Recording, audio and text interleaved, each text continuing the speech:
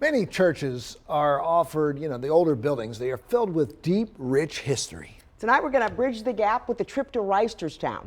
There's a special church there that is more than just old. It's who built it that makes it so unique.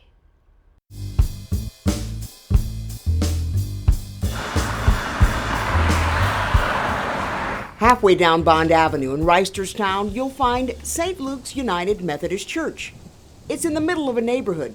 From the outside, it looks like a typical church with a cemetery and an adjacent fellowship hall. But once inside, you'll learn it's far from ordinary. This is the original prayer rail. So this goes back to 1880. Where we're standing is the original church. It was an A-frame church.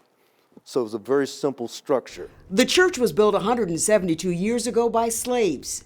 And all these years later, it's still up and running with an active congregation. And eventually the church... Ken Camper is the church historian. I think that the church has lasted all these years in a community that began with people who were enslaved, who had a vision that they wanted to have their own church.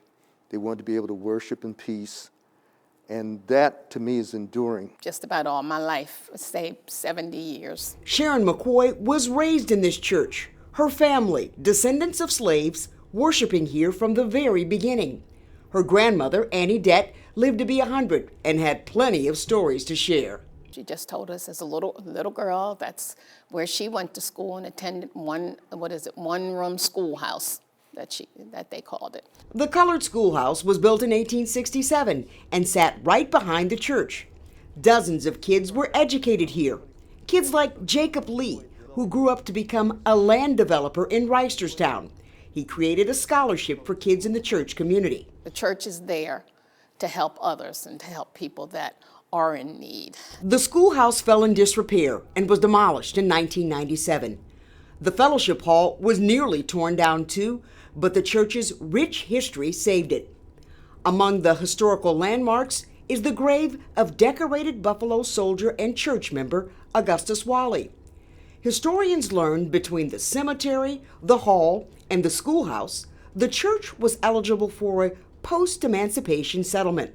The state of Maryland stepped in with grant money to help them repair the aging fellowship hall. The church would be around when all else failed. A man of the word, but new to the history of St. Luke's, took over the pulpit 2 years ago.